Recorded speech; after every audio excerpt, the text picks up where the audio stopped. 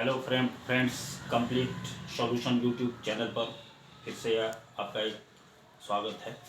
आज मैं Bihar special part 3 लेकर के आया हूँ और इसमें आज हम लोग वैसे प्रश्नों के बारे में जिक्र करने वाले हैं जो कि कहा जाता है कि देखन में छोटन लगे घाव करे गंभीर। ये जो हम आज चर्चा करने वाले हैं ये एग्ज़ाम में निर्णायक होता है।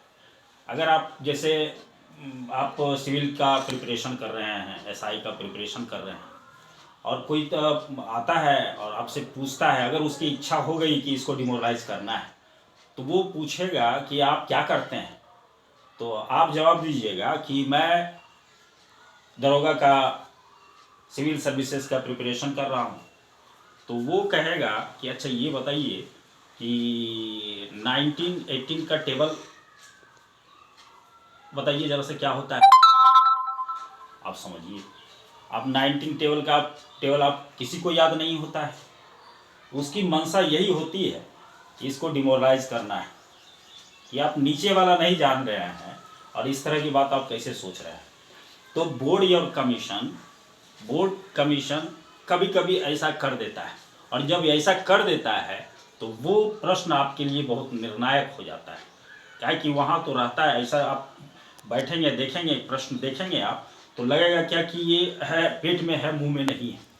आप या तो ऐसा रहेगा, सिचुएशन रहेगा, और अल्टरनेट ऐसा रहेगा, विकल्प आपके पास ऐसा रहेगा कि आप वहाँ कन्फ्यूज़न में पड़ जाएंगे और ये होगा कि वो उसी कन्फ्यूज़न में कभी कभी आपका जो ये प्रश्न है वो मिस कर जाता है और मिस करने के बाद ये निर्णायक साबित होता है। तो इसलिए मैंने आज इस वीडियो में ये छोटे छोटे प्रश्न हैं जो कि बहुत ही महत्वपूर्ण है।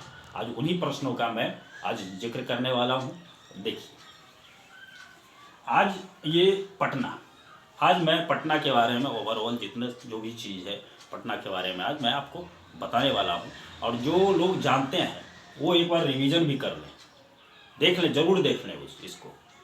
और जो इस चैनल पर आए हैं, नए नए आए हैं, इस चैनल को आप लोग सब्सक्राइब कर लें, लाइक कर दें, कमेंट करना कमेंट कर दें, अगर ज़रूर है आपको अच्छा लगे तो शेयर भी कर दें।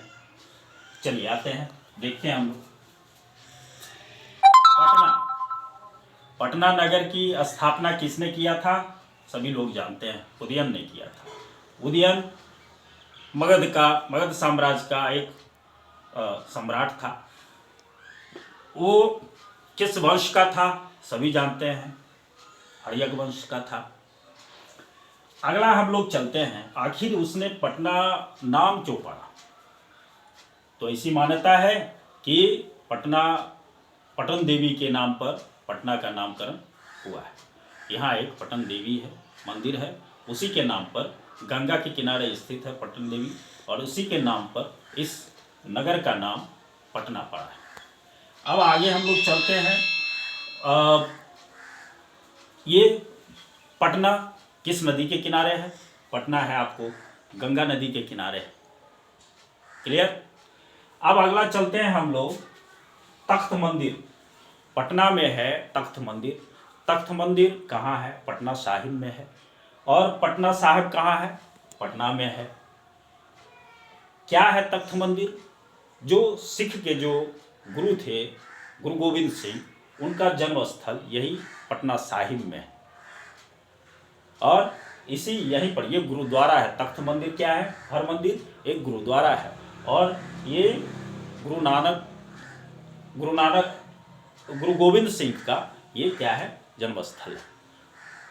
अगला चलते हैं हम लोग, गांधी सेतु, महात्मा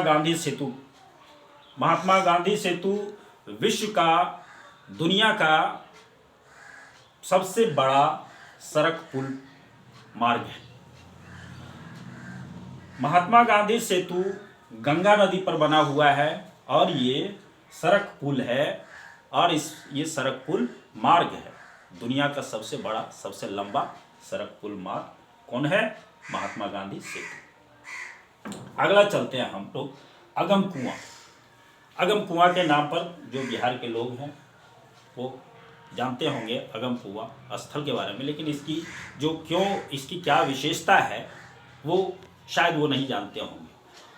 अगम कुआं कहा जाता है कि अशोक ने अपने 99 भाई को कत्ल करके यहाँ पर एक कुआं था, उसी कुआं में डाल दिया था, इसलिए ये इस जगह का नाम अगम कुआं रखा गया है। अगला चलते हैं हम लोग, यहाँ क्या है, कई बार पूछा गया है ये तारामंडल। तारामंडल बिहार के किस जिला में है, किस जगह पर है, तो आपको ध्यान रखना है। अभी हम पूरे पटना के बारे में ही आपको बताने वाले हैं कि पटना में क्या क्या है। अब आगे चलते हैं, ये तारामंडल पटना में क्या है, तारामंडल है। नेक्स्ट जो चलते हैं हम लोग, खुदा बख्श लाइब्रेरी। आप लोग जो देखेंगे, जो खास करके सिविल सर्विसेज बीपीएससी का हो, कोई भी जीके का प्रश्न हो, बिहार स्पेशल, तो खुदा बख्श लाइब्रेरी कहाँ है, बस पटना में है। पटना में कहाँ, बिहार में है। अगला चलते हैं हम लोग, कुम्हरार। कुम्हरार आप सोचिए, एक समय था, मौर्य साम्राज्य था, मौर्य साम्राज्य था, उसकी राजधानी थी कुम्हरार, राजधानी थी। कुम्हरार कहाँ, पाटलिपुत्र। पाटलिपुत्र कहाँ, पटना, ये है कुम्हरार, वही जगह है, उसी जगह का नाम है पाटलिपुत्र, और वह आज का ये कुम्हरार है। जहाँ जो लोग उस समय पाटलिपुत्र कहा करते थे, वो आज वही कुम्हरार है। और कुम्हरार में क्या था, कहा जाता है कि यहाँ पर लकड़ियों का महल था, लेकिन अभी वो अस्तित्व में नहीं है। उसके बाद बना था आपको 80 स्तंभों, पत्थर का 80 स्तंभों का महल बना हुआ था, वो अभी जीर्ण अवस्था में है। आप वहाँ अगर जाएंगे तो वहाँ कुम्हरार वहाँ देख सकते हैं। यहीं से जो मौर्य शासक था, पूरे विश्व, पूरे भारत पर राज्य करता था। सोचिए, ये इस पाटलिपुत्र का, इस कुम्हरार का कितना बड़ा महत्व है। आगे चलते हैं हम लोग, गोलघर, पटना गोलघर। आप पटना गोलघर, दो तरफ से सीढ़ी है, उसकी स्थापना 1786 में, 786 जो इस्लाम से है, इस्लाम का नंबर जो देखते हैं लोग 786, 786 और एक उसके पहले लगा दें तो 786,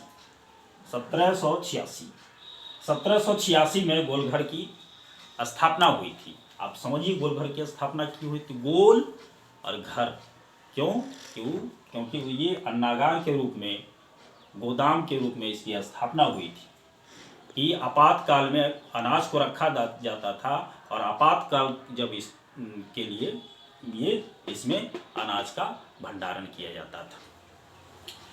और इसके दो तरफ से सीढ़ी है। अगर आप ऊपर चले जाते हैं तो आपको पूरा पटना आपको दिखाई देगा, इसके सबसे ऊपर अगर चले जाते हैं तो ये गोलघर है। अगला चलते हैं कि पटना में और क्या है।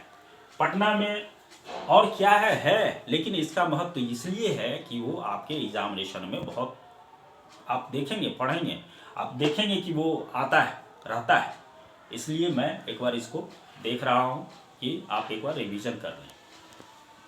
संजय गांधी जैविक उद्यान, संजय गांधी जैविक उद्यान पूछा जाता है कि कहाँ है, तो यही पटना में है, संजय गांधी जैविक उद्यान। अगला क्या है, सदाकत आश्रम, गांधी जी से संबंधित है ये सदाकत आश्रम। सदाकत आश्रम कहाँ है, तो आपको ये यही पटना में है। और क्या है, मोइनुल हक स्टेडियम, मोइनुल हक स्टेडियम कहाँ है, वो भी क्या है आपको, ये पटना में है। अगला चलते हैं हम लोग, बौद्ध स्मृति पार्क। ये बौद्ध स्मृति पार्क कहाँ है, यही पटना में है।